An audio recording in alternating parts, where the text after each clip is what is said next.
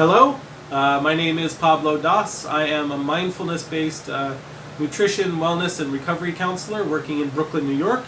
I also co-facilitate Buddhist meditation retreats around the country from time to time, and my role is typically to talk about mindful consumption.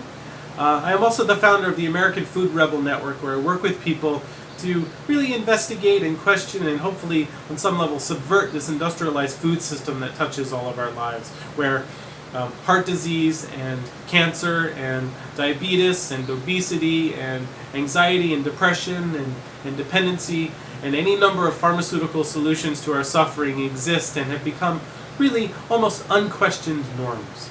I think there's an incredible amount of unnecessary suffering related to the way that we feed ourselves and take care of ourselves in this country, and so my professional mission on some level is to play some role in decreasing as much of that suffering and helping people come into a wiser relationship with the conditions that inform our behavior so that they may experience more happiness and balance and a sense of wellness in their lives. So to that sort of end, I'm making this video today to share some of my ideas, talk a little bit about how it is that I work, and I thought today that I would focus on the applications of mindfulness practice and to some extent actually the principles of Buddhist Dharma or Buddhist philosophy in working with difficult relationships to food or substances and wellness. So the way that I talk about how I work is to say that I work with people around issues that arise initially from their relationship to food or substances or behaviors. And the reason I say it that way is because in my experience, ultimately it's almost never about the food or the substance. This is really just an entry point into an investigation of the conditions within us that inform our behavior. These experiences of the body, our emotional experiences, the experiences of our mind that really, that we're relating to or responding to or reacting to when we do anything. And mindfulness, to me, is an unparalleled, unrivaled sort of system for coming into contact with those conditions and developing a wiser relationship to them so that we can experience more freedom than we have in the past. So I really want to talk about mindfulness. Before I do, I want to talk a little bit about information, though.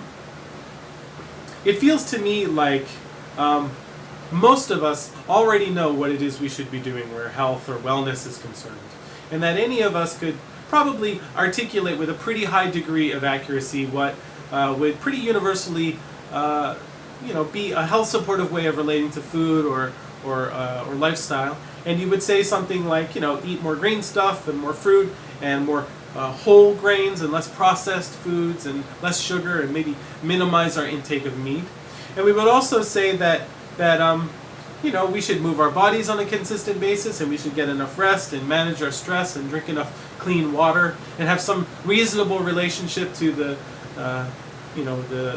traumas and difficulties of our past, and that would pretty much yield a pretty positive result for anybody who put those practices into use, or those principles into practice. So my assertion really is that it's not about more information. It's really about coming home to ourselves, coming home to the experiences in this body and in this mind that really inform our behavior. And mindfulness is a way to do that. So what is mindfulness? One of the definitions that I use a lot comes from Bhikkhu Bodhi, who is a pretty well-respected Buddhist scholar and teacher. And he talks about mindfulness being an objective observation of what's happening within us and around us in the present moment. And I think that's a really great definition. And I really especially like the part about the idea of it being objective. And of course it's arguable to what extent we can move from subjectivity into an objective relationship to what's happening within us.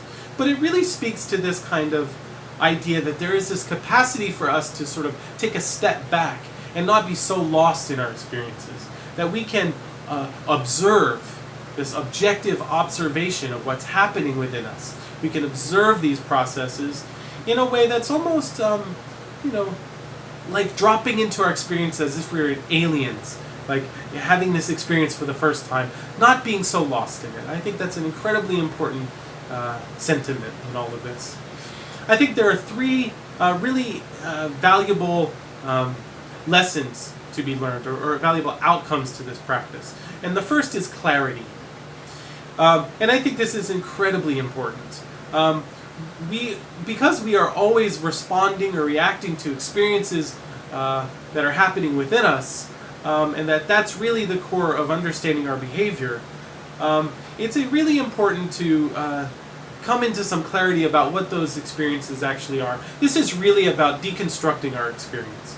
You could take the experience of like the craving of an alcoholic or a food addict, or an experience like anxiety, which I have a lot of direct experience with. I had panic attacks for 10 years, and it was through mindfulness and changing my diet that I was able to come into a new relationship with this sort of experience. And what I started to begin to realize is that anxiety, which we kind of casually talk about as if everybody in the world experiences it in exactly the same way, or that even our own experience is the same every time, when we drop into some real kind of deeper investigation of that experience of anxiety, we begin to notice that it is composed of parts. That an experience of anxiety might include sweaty palms, or a tightness in the chest or the stomach, or a sort of energetic quality up the back of the spine, and it may have a component of thought or vision. And that's really important, because when we start to see the parts that compose an experience, any given experience, from moment to moment by being present for the experience, that diminishes the allure of the experience and the tendency to make the parts into a thing. And it's that sort of sense that this compelling experience exists that really brings us into an aversive kind of relationship to that, which in Buddhism is understood to be sort of the core of suffering. So it's incredibly important to be clear about what the experience is. There's a lot of insight that comes from seeing those experiences and actually coming into contact with, in what Buddhism we call the characteristics. To see that they're not solid and static experiences, and that they're not permanent.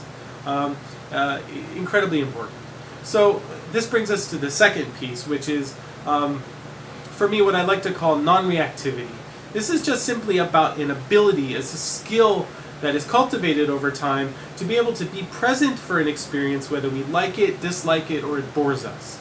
So this is about not being lost in the experience, but rather present from that sort of objective point of view, to be able to sort of have some perspective on the experience, even if it's painful, even if it's an uncomfortable or boring experience, that we can be present for it and actually really cultivate some sense of composure around that experience, instead of losing our shit all the time and having to go take something external and come in so that we can change our experience so that we don't have to be present for it. Which would be fine if the ultimate karmic result of those kinds of experiences, those kind of behaviors, weren't that they caused a whole lot less happiness and a lot more suffering. This is sort of the addictive process. So the last thing that I think I'll share with you, the third piece, I think, is really about what I call the serenity prayer piece. And this is just about speaking to the fact that there are variables in our lives that are under our influence and some that aren't. And all of these have a profound impact on our experience of life, the experiences in our bodies and our minds and our emotional experiences which inform our behavior, and that some of those can be worked with. It's this wisdom to be able to discern with which of the variables have great influence on our lives and that we have tremendous influence over. My whole practice on some level is founded on this idea that there are variables, what I call foundational elements of wellness, that when we begin to work skillfully with them, then really we have a real experience of a shift or change in our lives. And we begin not so much to need these dependent behaviors. The dependent behaviors begin to fall away. Incredibly powerful experience and practice to have. I'm running out of time. YouTube only allows 10-minute videos, so I have to stop there. Hopefully these ideas are useful to you, and I would be happy to hear from anybody that sees this video.